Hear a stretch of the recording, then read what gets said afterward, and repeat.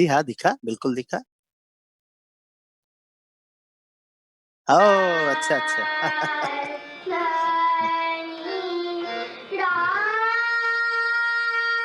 हाँ, हाँ, रायपुर का है। हुँ, हुँ, हुँ। हुँ। अचानक से उसको गाने के लिए बोला गया था, हाँ। हाँ, क्या बात है! बहुत अच्छा गाई थी बिटिया।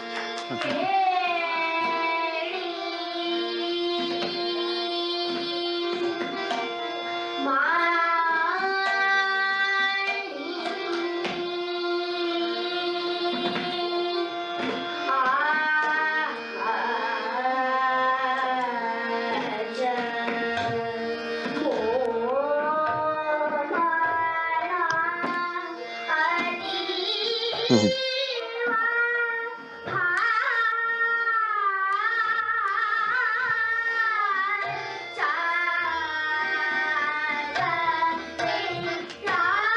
हाँ। हाँ, ये मेरी बेटी जयंतिका दे। हुँ, हुँ। अभी ये 14.5 साल की हो गई है और बहुत अच्छा गा रही है और बहुत अच्छे 70-80 राग करीब गाने की वो बना चुकी है पूरा।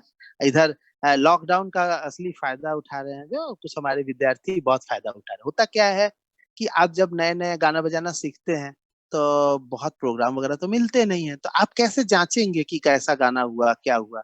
गाएँगे, उसको देखेंगे तभी तो आएगा। हम लोग के ज़माने में ये सुविधाएँ थी नहीं। आज सुविधाएँ थी भी, हैं भी, लेकिन उसका उपयोग जो है लॉकडाउन में ही कलाकारों ने किया है, कुछ कलाकारों ने, सभी तो नहीं। तो यंग बच्चों ने हमारे शिष्यों ने तो धूम मचा रखी है, फ़ेसबुक पे। मेरा एक शिष्य जो है 37 हाँ, हुँ, हुँ। मेरी अपनी संस्था है वो तो है ही शिल्पायन नाम से और इसका मेरा जन्मदिन जो 26 अप्रैल को पड़ा, उस दिन से प्रतिदिन आज तक अप्रैल से अब ये म आज 100 कुछ दिन मने म म नहीं 63-64 ऐसा कुछ दिन हो चुका है। और उसमें 100 करीब 20 या 25 120 कलाकार, 125 कलाकार ऑलरेडी ये परफ़ॉर्म कर चुके हैं। मने म अलग-अलग मेरे शिष्य हैं, कोई पुराने शिष्य हैं, पहले सीखते थे, हाँ? तो उनका भी हुआ, फिर मेरे कोई मित्र हैं, उनका भी हुआ, सितार हुआ, कभी थोड़ा डांस भी हुआ, किसी मेरे शिष्य के बेटे का डांस है, वैसा। तो हमने छोटे-छोटे बच्चों को, इन लोगों को मौका देकर के इसको शुरू किया। इसके अतिरिक्त भी इस समय एक फ़ेसबुक पे लाइव कार्यक्रमों का एक धूम मचा हुआ है। बहुत ज़्यादा और मेरे बच्चों जो गा रहे हैं, जैसे एक आध स्टूडेंट हैं, अक्षत प्रताप सिंह है, वो अभी तक 37 37 लाइव कर चुका है और 37 अलग-अलग राग गाया है वो और मेरे फ़ेसबुक पेज में जाकर के आप सुन भी सकते हैं, उसके पेज में भी जाके सुन सकते हैं। मेरी बेटी भी पीछे नहीं है, रोज़ उसको पूछना पड़ता है, "क्यों भई? आज कौन से उसमें लाइव है?" तो बताती है, "आज यहाँ गाएँगे।" तो वो अपना तैयारी कर लेती है, वो अपना करके शाम को 1 घंटा कोई एक राग गाती है और इतना सुंदर-सुंदर हम लोग को आनंद मिल रहा है, वो अभी छाया-नट गाने वाली है, एक नवरंजनी मैंने नया राग बनाया है, वो 5 तारीख को हमारा एक खास जो आप गुरु पूर्णिमा के लिए आपने ज़िक्र किया ना, तो गुरु पूर्णिमा के दिन एक मेरा शिल्पायन की ओर से एक कार्यक्रम हो रहा है जो 24 घंटे तक लाइव करेगा पूरा। सुबह 6 बजे से शुरू होगा और अगले दिन सुबह 6 बजे खत्म होगा। उसके लिए रागों के नाम सहित सब तय करी जा चुके हैं। सब अपने-अपने समय पर कोई 45 मिनट है, कोई 20 मिनट है, कोई आधा घंटा है, इस तरह से सबको टाइम स्लॉट दिए गए हैं। सब अपने-अपने मोबाइल से अपने घर में बैठ के स्टे एट होम करते हुए लाइव करेंगे और जो सुनने वाले भी स्टे एट होम करके सुनेंगे, आनंद लेंगे। तो इसमें कुल 43 हमारे स्टूडेंट जो हैं, जहाँ छाँटा है मैंने क्योंकि बहुत ज़्यादा है ना, तो उसमें से छाँट के 43 को हमने इन्वॉल्व किया, उनको रागों का नाम उनसे पूछते हुए, डिस्कस करते हुए कर लिया है। एक कार्ड हमने अभी फ़ेसबुक वगैरह में और अलग-अलग सोशल मीडिया प्लेटफ़ॉर्म में डाल दिया है कि ये होता रहे। म इससे ये रहेगा कि लोग चाहते हैं कि गुरु के प्रति मैं अपनी श्रद्धा अर्पित करूँ। तो हमने अपने प्लेटफ़ॉर्म पर एक ऐसा बनाया कि भई अपने कई शिष्यों से कहा कि 24 घंटे का कार्यक्रम बना लो। गाना तुम्हें है, सुनना तुम्हें है, फ़ायदा तुम्हें उठानी है, हाँ? तो उठाओ फ़ायदा, ये मौका मिला है। तो लॉकडाउन में जैसे बहुत सारी चीजें गड़बड़ियां हैं जिसके बारे में तो कुछ कहना बेकार है। आप जान ही रहे हैं कि क्या स्थिति हमारे विश्व और मानवता की हो गई, उसके बारे में क्या बात करूं। बात करना सोचना एक तरह से समझिए, क्या मैं कहूँ, कुछ नहीं कह सकता। लेकिन इसमें जो ये बच्चे फायदा उठा रहे हैं, जिनके सामने भविष्य, जिनके सामने संगीत एक पूरा उनके लिए जीवन की साधना है, जीवन को वो एक रस उनको मिलने लगा है संगीत का, वो भी शास्त्रीय संगीत का, राग संगीत का। आप जानते हैं मैं इसके अलावा किसी संगीत को फिलहाल मैं नहीं करता हूँ। जो करता है वो करे, कि जैसे किसी ने गजल कर रखा है करे, जिसने सूफी कर रखा हो करे। मैं सिर्फ राग संगीत लेके चलता हूँ। तो राग संगीत को लेकर के मैं चल रहा हूँ। इतने सारे युवा लोग हैं, लोग कहते हैं कि युवा पीढ़ी नहीं सुनती। अरे पीढ़ी नहीं सुनती, आके देखिए। मैं आपको ओपन दे रहा हूँ, शिल्पायन द म्यूजिक हब नाम से सर्च करिए, पेज में जाइए, पीछे चलते चलेंगे, पीछे जाइए। आपको 100 से ऊपर जो है इधर पिछले 2 महीने में मिलेंगे आपको कलाकार। 100 भी पूरे अच्छे नहीं होते हैं, ये हमको पता है। 100 में 80 अच्छे हैं, और 100 में 60 बहुत अच्छे हैं, और 100 में 10 ऐसे हैं जिनका जोड़ नहीं है, जिनका जोड़ आपको दूसरा मिलना मुश्किल होगा। ये मैंने अपने से करके फेसबुक में और सोशल मीडिया पे डाल के रखा हुआ है। मुंह से कहूंगा आप यकीन नहीं करेंगे, अगर कि अपनी बात बढ़ा रहा है। नहीं, आप सुन लीजिए खुद अपने कान से, यकीन कर लीजिए। तो ये बच्चों को बहुत अच्छा प्लेटफॉर्म मिल गया। अब वो 37-38 राग गा करके खुश है। उसको लग रहा है कि मैंने जो सीखा है वो मुझे आता है, मैं गा सकता हूँ। तो ये जो मैं गा सकता हूँ, ये कॉन्फिडेंस डेवलप करना एक 20 साल 22 साल के लड़के के लिए, ये आगे उसको कहाँ ले जाएगा, आप समझ सकते हैं। तो इसी तरह एक प्रियांशु है, बाप रे बाप कितनी लाइफ कर चुका है। हम समझते हैं कि शायद 30-32 कर चुका है। मेरी बेटी पीछे नहीं है, लगभग 20 उसने भी कर लिया। एक डालिया मुखर्जी है, वो भी करीब 20-22 के पीछे लगी है, और भी बहुत सारे। सबसे मैंने कर रखा है, राग रिपीट नहीं करना है। अगर राग रिप तुम्हें लगेगा कि तुम्हारा राग खत्म हो गया, तो अगले दिन से मना कर देना कि मैं नहीं करता। और अगर करना है तभी करना है। और लॉकडाउन में तुम्हारे कुर्ते अगर खत्म हो गए, कोई बात नहीं, कुर्ता रिपीट कर देना, लेकिन राग नहीं रिपीट करना। तो बच्चों से हमारा बहुत ऐसा संबंध है, हम बातचीत बहुत अच्छे से करते हैं हमारे सभी विद्यार्थियों से। हमारे एक दोस्ताना संबंध है। तो उनको मैं इनपुट भी देता रहता हूँ, इंस्पायर भी करता हूँ। बस मेरी जिंदगी। और ये गुरु पूर्णिमा में उन्होंने इसका कार्यक्रम बना लिया कि अब 24 घंटे का। अब इससे अच्छा क्या गुरु को चाहिए। आप गुरु को क्या दे देंगे, कौन सा पैसा, कौन सा कपड़ा, कौन सा वो, कोई मतलब नहीं है।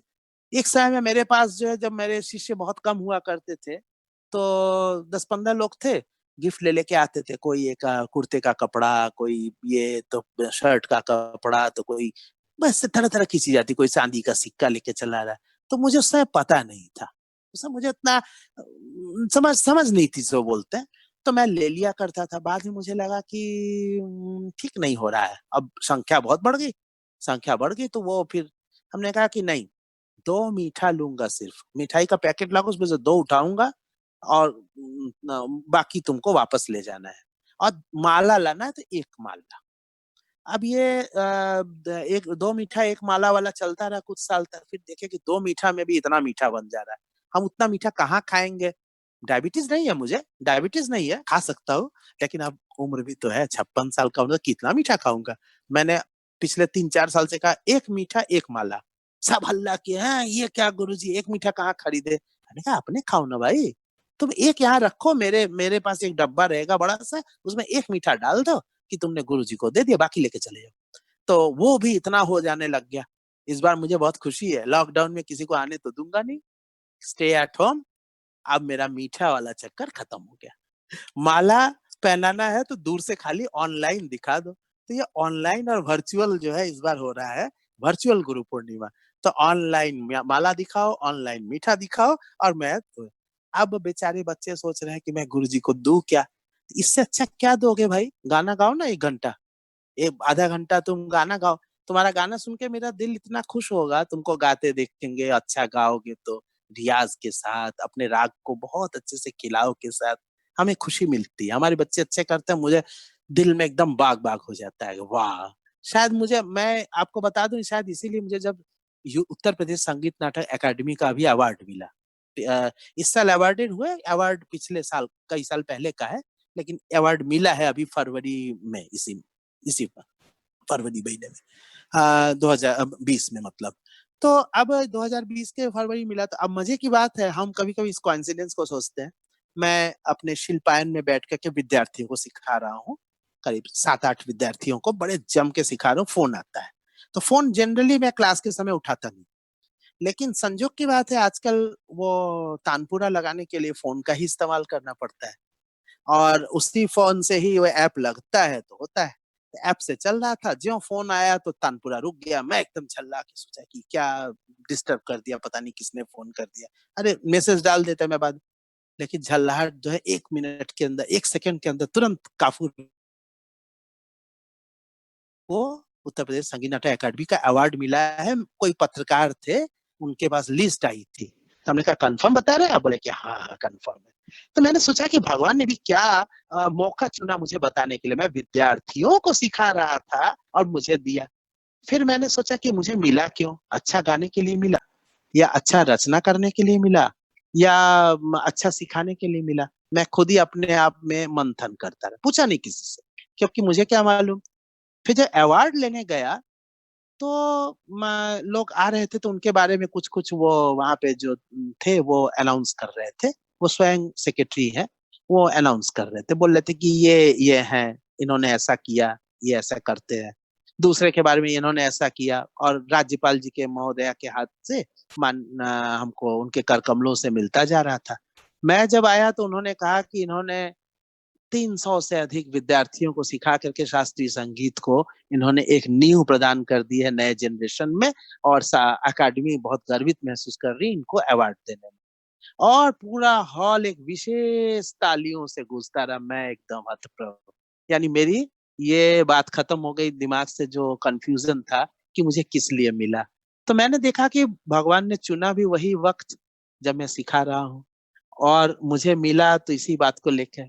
तो मैं दुगुने उत्साह के साथ विद्यार्थियों के साथ लग गया कि यही मेरा जीवन की सार्थकता है, सफलता है। मेरे जीवन का एक जो उद्देश्य है, मकसद है, ये मेरा मेन मकसद हो गया है कि सिखाना। गाता गाता गाना तो पड़ेगा, बिना आप गाए आप किसी को सिखा नहीं सकते।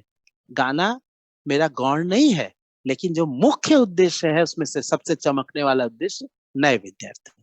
तो रचना करना उनके लिए, गाना बच्चों के लिए, ये मेरे जीवन का है। तो मैं आप जैसे नवरात्रि में हमारे यहाँ पे बहुत पहले एक हुआ था, एक प्रथा कि मैं नवरात्रि में 9 दिन अपने घर में बैठ करके रोज आता ही हूँ, लेकिन उस दिन मैं एक विशेष माँ को अर्पित करते हुए। तो बाद में एक दिन हमने सोचा कि मेरे घर के लोग तो बैठ के सुन ही रहे हैं, मेरा बेटा सुन रहा है, और उसकी बेटी नहीं पैदा हुई थी। तो बेटा सुन रहा है और वाइफ सुन रही है।